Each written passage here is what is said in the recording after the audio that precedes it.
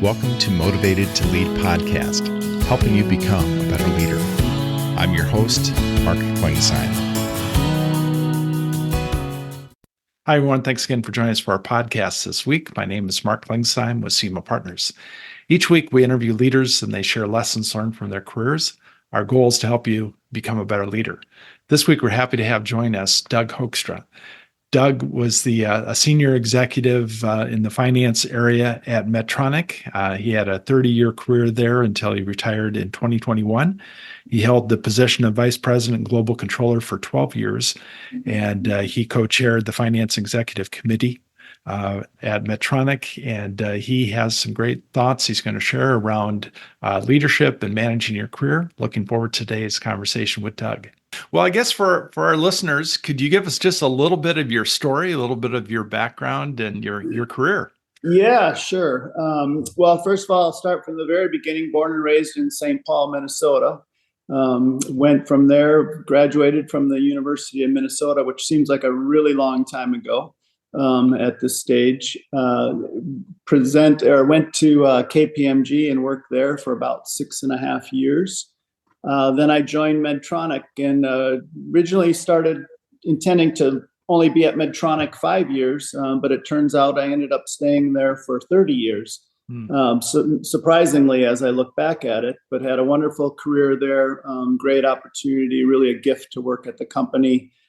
Spent the first 18 years kind of in and out of corporate and in operations. And then the last 12 years, I was the controller or global controller through 2021. So a long tenured time at Medtronic. And then more recently, in the retirement world, I've done a small amount of board work, a little consulting, a little mentorship, and kind of thinking about what might be next. Okay. On the personal side, wife, 2 kids, 2 daughters, adult daughters, 1 son from my first marriage with 2 grandkids. So they keep us busy. We just got together here. I'm in Palm Desert, California right now, and we just got together here for a week, which we don't do very often. So that was really enjoyable. So good to see everybody and have everybody together. Yeah, absolutely. So if you were able to go back to that 22-year-old Doug and give him some advice, knowing what you know now, what advice would you give him? Well, that's a really good question. And I did actually get that question a lot when I was working at Medtronic in the leadership role. So I've given that some thought. And, I think a lot of it, I'm pretty much a common sense person, pragmatic approach to things. And some of this stuff isn't rocket science. But I think it's really important. But I think to realize when you're really starting your career, doing a really good quality job in everything you do is really important. I mean, at the end of the day, your manager or supervisor is looking at you to make their life easier. So I think just doing a really quality job is really important. And I think sometimes we forget to remind ourselves of that. I would also say first impressions are really important. I think back to the people that I view that have had very successful careers. They were good from the beginning, that first time I met them. So I think that's really important. Being open to new experiences. Looking back now and having my career in the rearview mirror, your career is a really long time. And to take an opportunity to maybe do something that maybe wasn't as glamorous or whatnot, but it was more foundational, is really important to do. So I think just being open to all those opportunities, some which might appear to be more exciting than others, but you really evaluate all of those things, I think is really important. Another one is find a job or career you like. I'm kind of debating this with my kids right now. The big thing right now is to find a job that you're passionate about. I think that's a really high goal, and I think that puts a lot of actual pressure on people to find something they're passionate about and making a living about. So I like to back that off just a little bit and say find something that you like to do. Because there's a lot of other passions you can have in life besides your career. Then I think maybe kind of rounding out here a little bit, who you work for is really important. I look back at the people was very fortunate to work for, and they were all really good at what they did. And clearly part of my success was attributable to working for them. And so success breeds success. And so I think being intentional when you're evaluating roles and who your boss is going to be is really important. The number one reason why people leave their roles is their boss. So I think that's something to think about. And then really networking. I have a saying that I kind of said a lot, and I think it resonated or a lot with people. It's not who you know, it's who knows you. And there's a difference. And I think, especially when you're working in a large organization, that's really important. So networking is really key too. So that's a quick summary. If I think back to the 22-year-old Doug Hoekstra, that's what I would maybe recommend. Great. So as thinking back to that first leadership position, maybe talk a little bit about that. What is involved? I'm sure you were doing a great job as an individual contributor, and somebody tapped you on the shoulder and said, "Hey, we see some qualities in you. We think you would be a great leader of a team." Talk about that experience and just what you wish you would have known earlier. Well, that's a good question. Because as your career evolves, you obviously reflect more on that and gain more knowledge. But if I think back to when I first started, probably some really good advice I got and then I shared as my career evolved is there's a difference between being a manager and a leader. And I often ask people when I interviewed them to tell me your leadership style. And inevitably, probably 9 times out of 10, people would describe their management style. And so I kind of boiled it down and asked the question a little bit differently, which I think is more revolves around leadership, is why do people want to work for you? Fundamentally, why do people really want to work for you? Because that's really your leadership style. And so I think I didn't really understand when I probably had my first leadership role, that distinction. And, there is a big jump from being a manager of people to being a leader of people. And I think being mindful of your own leadership style, and I get that that's difficult when you're just starting because that's the start of the process. But really trying to understand what your leadership style is and evaluate that over time, I think is really important. So I'm going to throw this question out for you and see if you've got a good response. So how did your leadership evolve over time? So think about that first position compared to your last position, and what were some changes that you saw? Yeah, well, that's also a good question, Mark. You're throwing out some good ones here today. So I would say fundamentally, one thing that didn't change, because this was drilled into me by my dad growing up, and as he coached me through my career, is he always said, hire the best people, hire good people, get good people working for you, no matter what you can do. And that is so true, because having good employees working for you just make your life a lot easier. So that is something that always has been there for me. I think the thing that probably grew the most, or that I realized the most, and I think part of this is just maybe maturing too, is it's much more fun to be part of a successful team than to be a successful individual.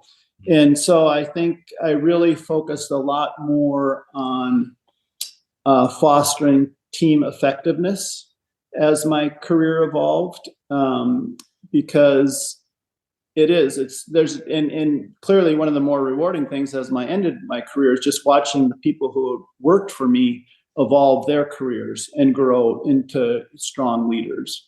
And so I think that was probably one thing that I probably early on, I didn't realize enough and spent more time on, or should have spent more time on. And then the other thing, which again, I think you just evolve as leaders, is just empowering your employees. People are capable of doing way more than they think they can. And so, at the end of my career versus the beginning of my career, I often would want to do the work for them.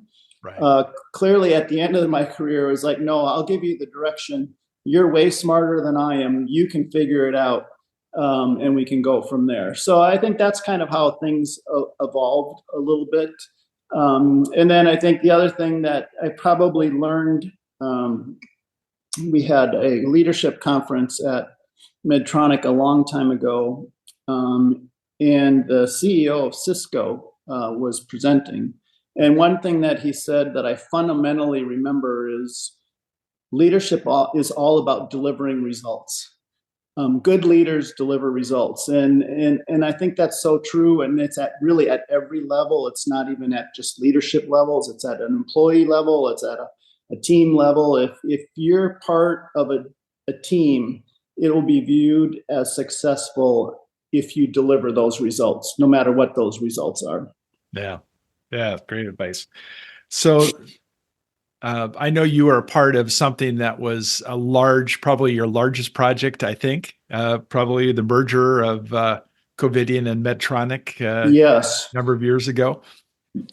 Looking at complexity, every leadership position has some complexity, whether it's people, circumstance as far as that you needed to do. But talk about managing a project like that and just anything you learned during that huge undertaking.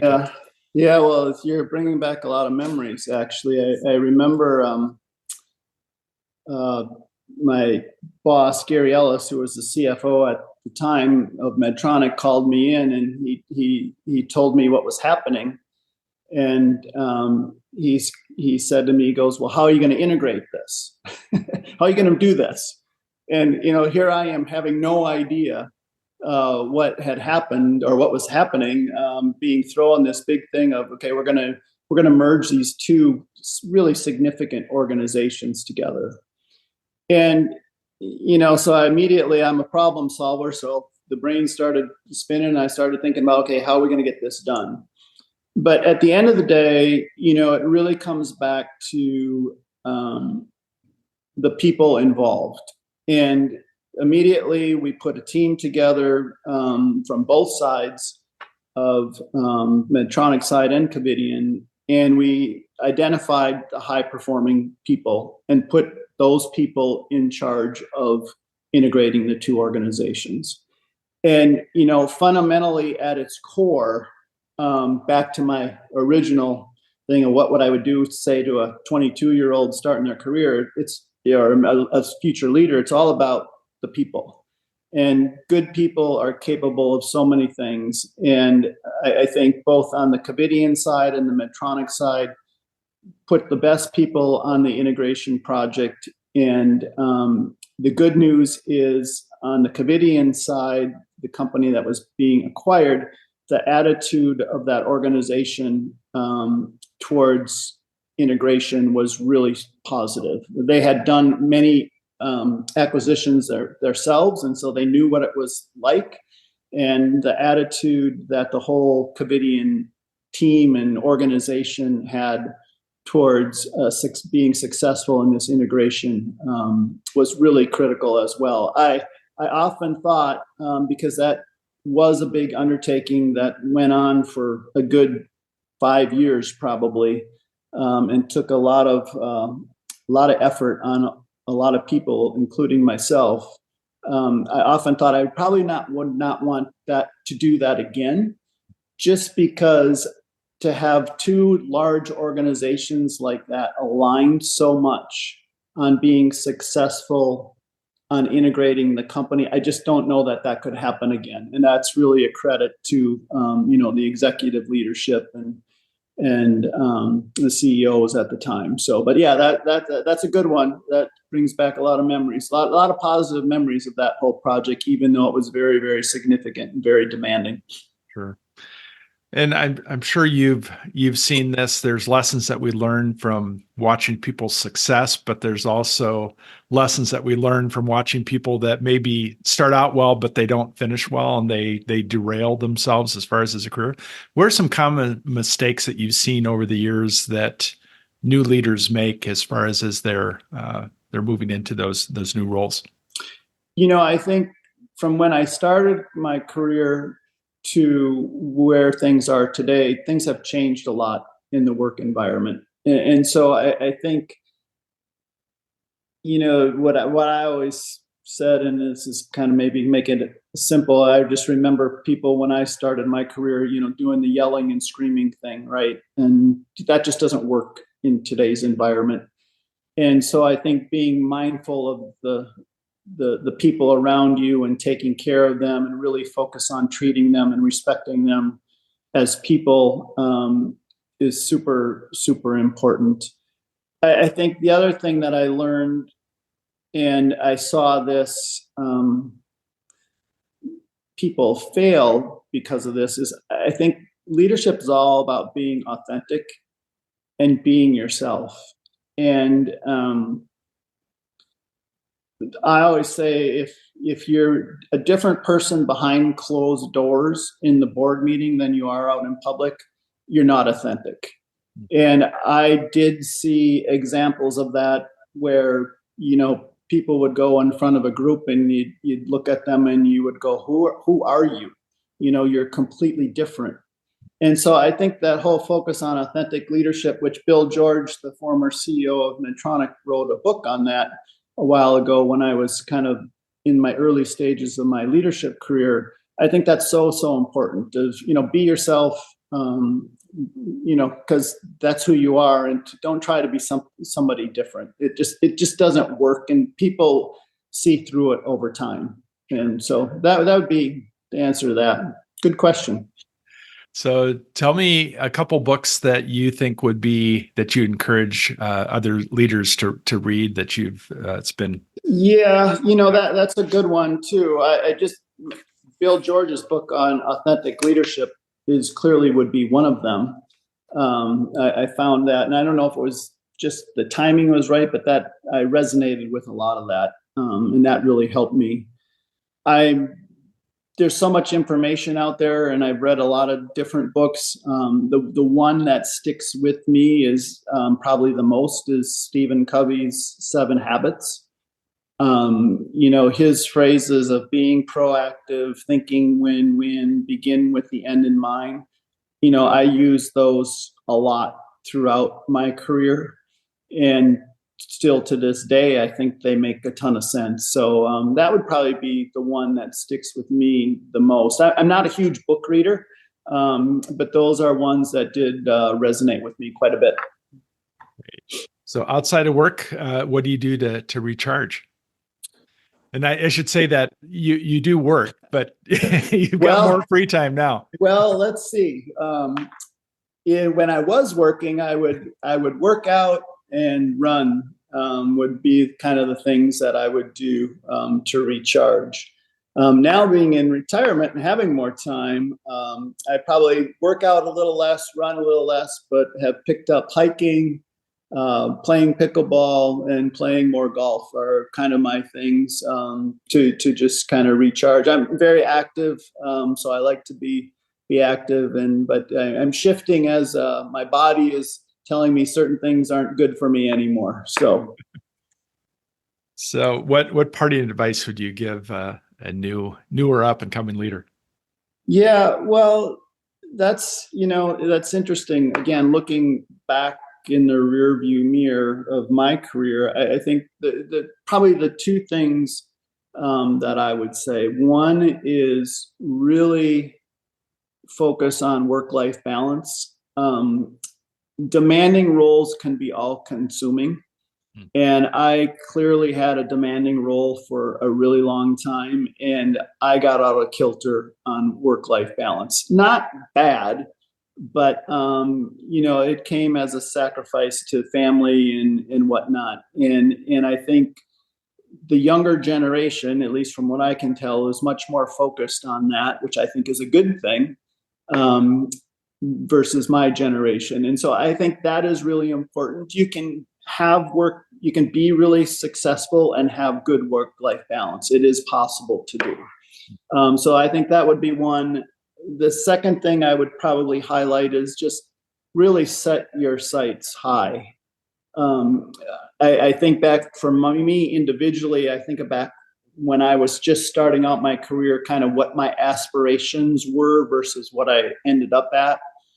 I was completely off where I could go. And I see that with other people as well. And it comes back to people are capable of doing really, really good things and really big things. And so I would take your goals that you have set for yourself and raise them by 10 times and, for your career over time, because you're capable of doing a lot. Well, Doug, this has been a lot of fun. Definitely, I know the things you shared are going to be helpful to those listening, and wish you continued success in all you're doing in retirement. And definitely appreciate your time today. All right, thanks, Mark. Appreciate the opportunity. Thank you for listening to the Motivated to Lead podcast.